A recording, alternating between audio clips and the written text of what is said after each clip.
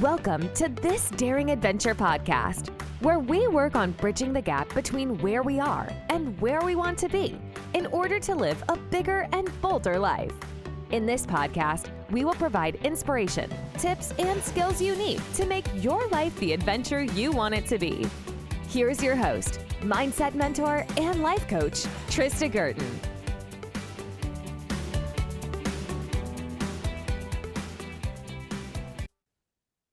Hey everybody, welcome back to This Daring Adventure.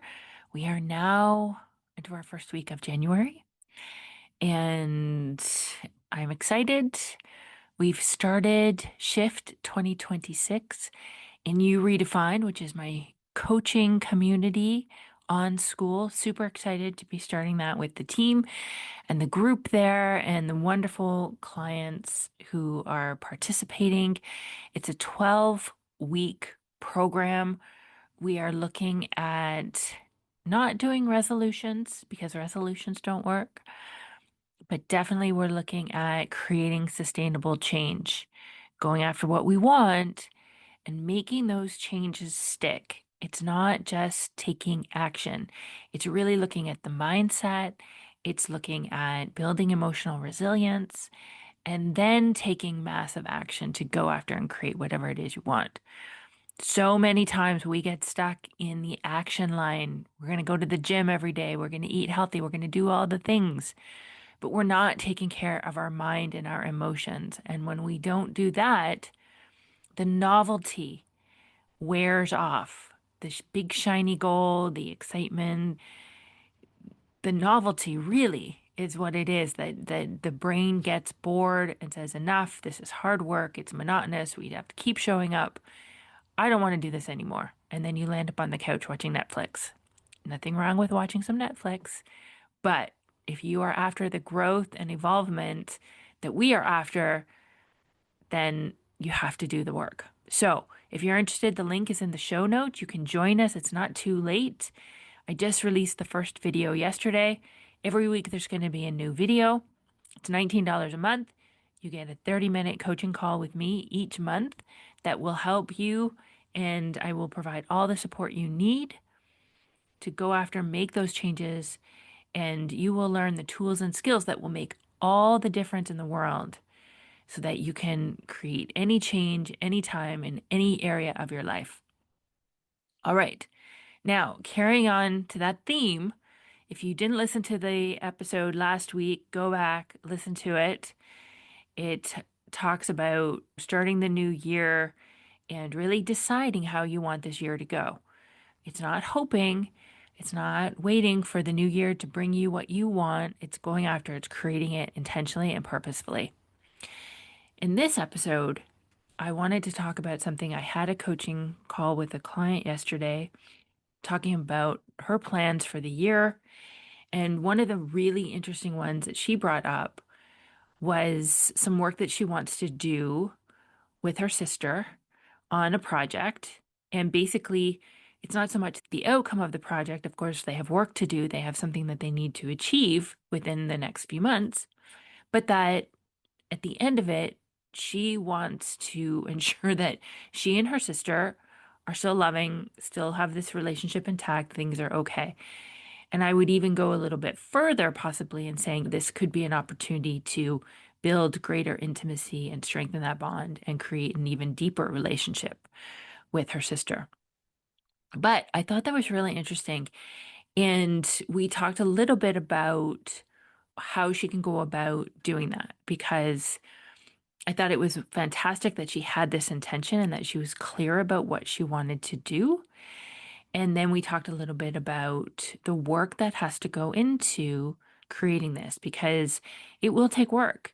Like anything, like any goal, like any relationship, it will take work. And so I had some ideas, and this would be applicable really for any relationship. It could be your partner, your husband, your wife. It could be a parent. It could be a sister, a brother. It could be a colleague, a friend.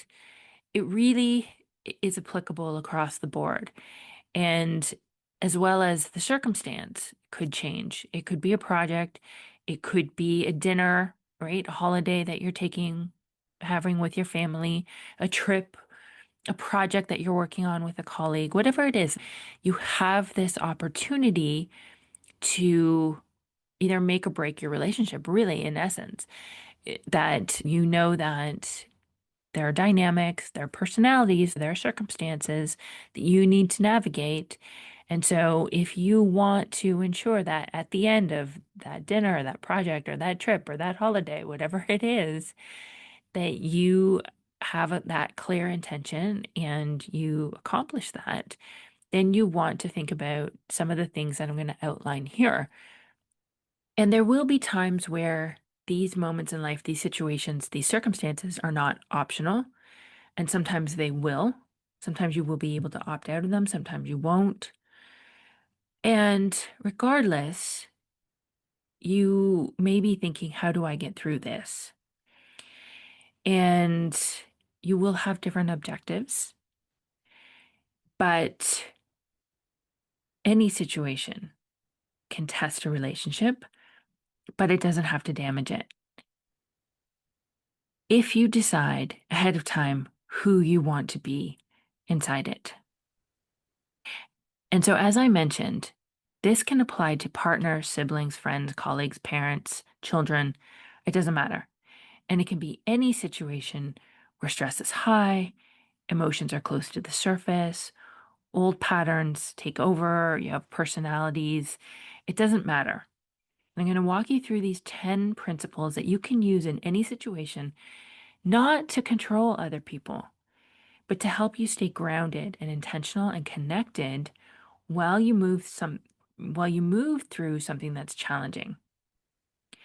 The first is that you like my client want to be clear and set your intention for the relationship.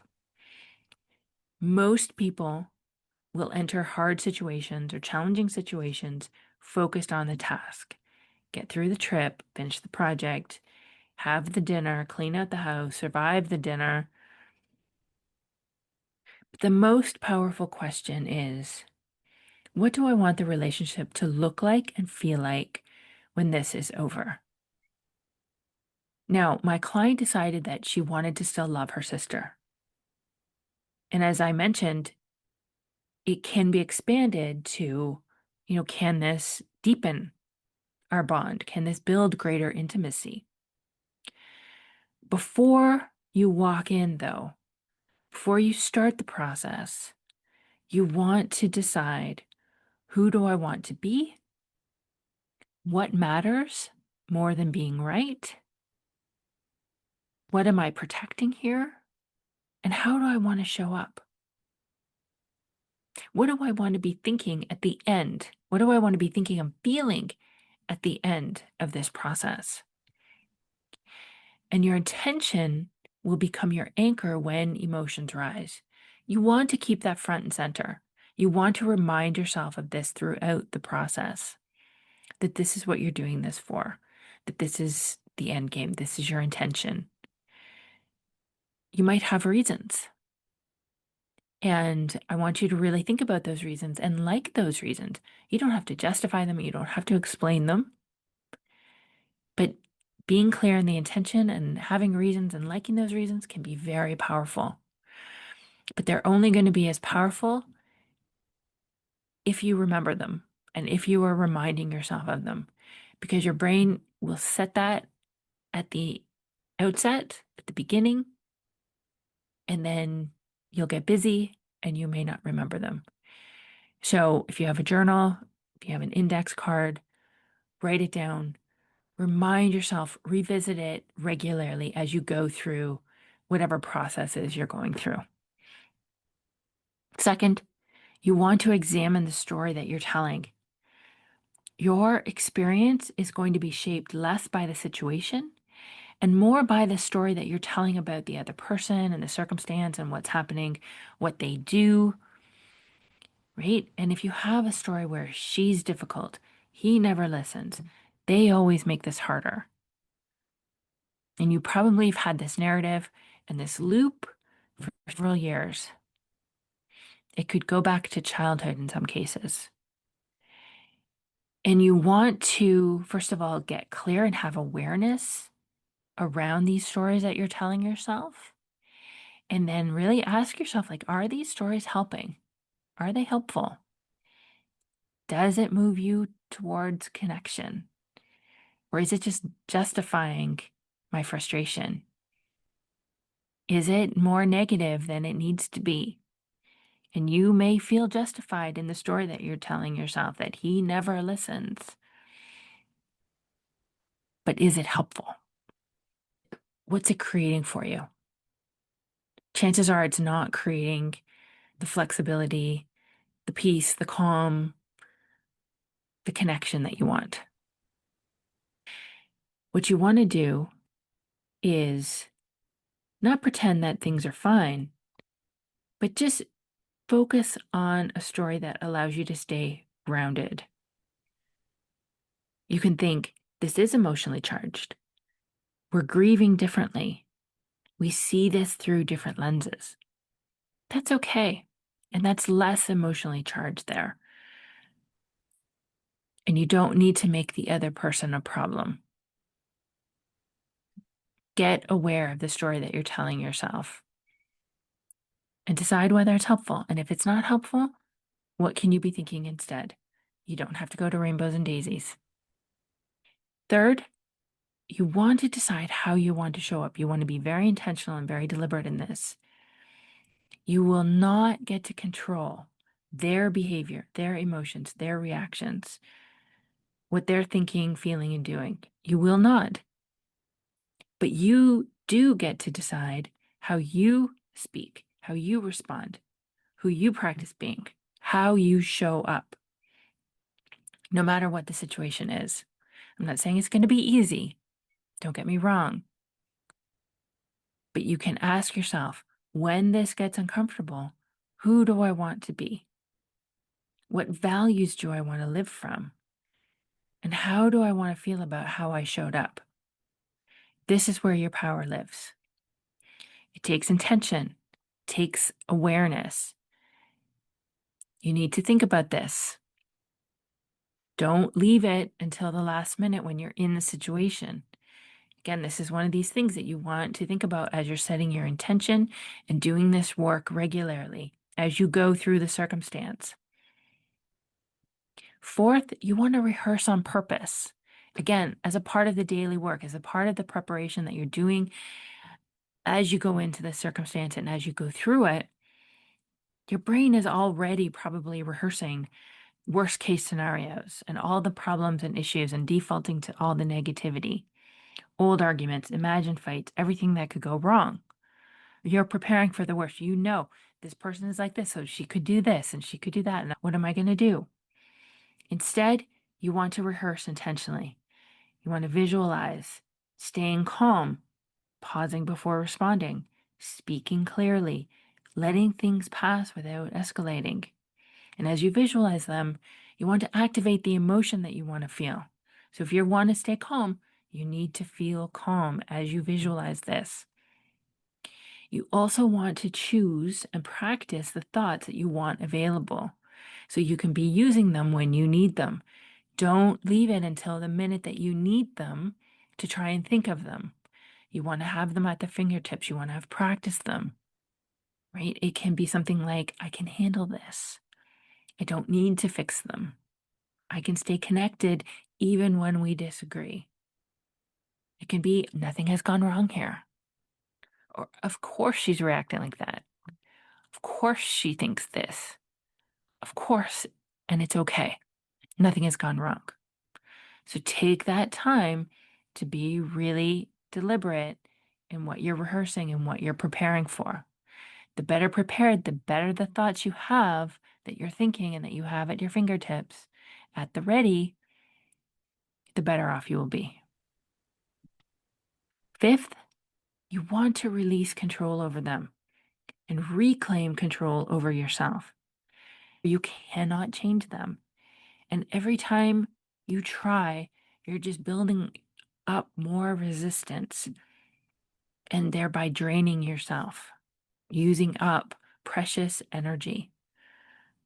The only control you truly have is what you think, what you feel, what you do, how you respond.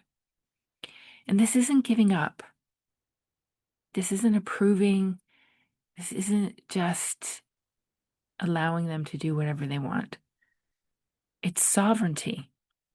When you stop trying to manage other people, you get your energy back. I'm not saying don't set boundaries. You can absolutely create your boundaries, but think about boundaries as things that you are prepared to do, not that you are imposing on them. So you need to be very clear about that. Again, you cannot control them. So be clear about where your lines are, but understand that you're not going to be able to change them. Your power is with yourself. And be very purposeful when you're thinking about that. The 6 is that you have to allow discomfort. Even when you're doing this well, it will still feel uncomfortable.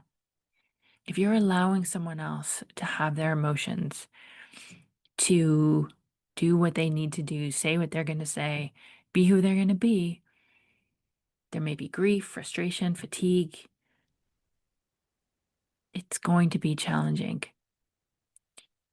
Can you allow yourself to feel that discomfort and be with it without trying to push it away, without trying to resist it, without trying to stuff yourself full of ice cream or wine or chips or pizza? Can you allow it? That discomfort does not mean failure. It means that this matters and that you're going through it and you will be stronger on the other side. This may not be easy. And when you stop expecting it to be different than it is, you stop fighting reality. And you can say, of course, this is uncomfortable. I care and I'm growing and we're going through this. Nothing has gone wrong. You can allow for that discomfort and move through it. Nothing has gone wrong. Remind yourself. 7, you want to process emotions as you go. Unprocessed emotions do not disappear. They accumulate, they build, and when they pile up, they come out sideways. Snapping, shutting down, resentment, emotional blowups, all the reacting that you do. Processing emotions is how you reset, how you clear this out. And that can look like journaling, walking, naming what you're feeling, coaching yourself through the thought feeling loop, sitting, meditating. And of course, the best is always just sitting and allowing yourself to feel that emotion. Take 2 minutes. If you're angry, if you're frustrated, if you're sad, sit there and allow yourself to feel it. It will start to move through you. It will start to dissipate. And you will then stop that process of the accumulation and the building. And it will be like a little bit of a reset and you'll show up fresher instead of allowing it to build and build and build. So process your emotions. The 8th is practicing compassion for yourself and for them. And this is what holds everything together. Can you have compassion for them? They're human. They're carrying their own history. They're doing the best they can with what they know. Can you have compassion for yourself that this is a challenging situation, that you won't do it perfectly, and that you're allowed to have boundaries and limits? Compassion will sound like this is messy and that's okay. I can be firm and kind. I don't have to abandon myself to feel connected. I'm doing the best I can, and so are they.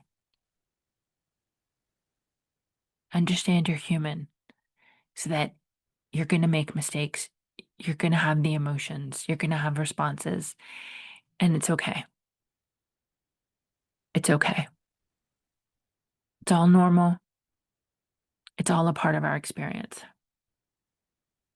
The 9th is, as I mentioned before, to do this work daily or as often as necessary. This is never one and done work. None of this. Your brain will forget. It will slide into fight or flight. It will default to old habits. It will get lazy. This is not failure. This is a human brain.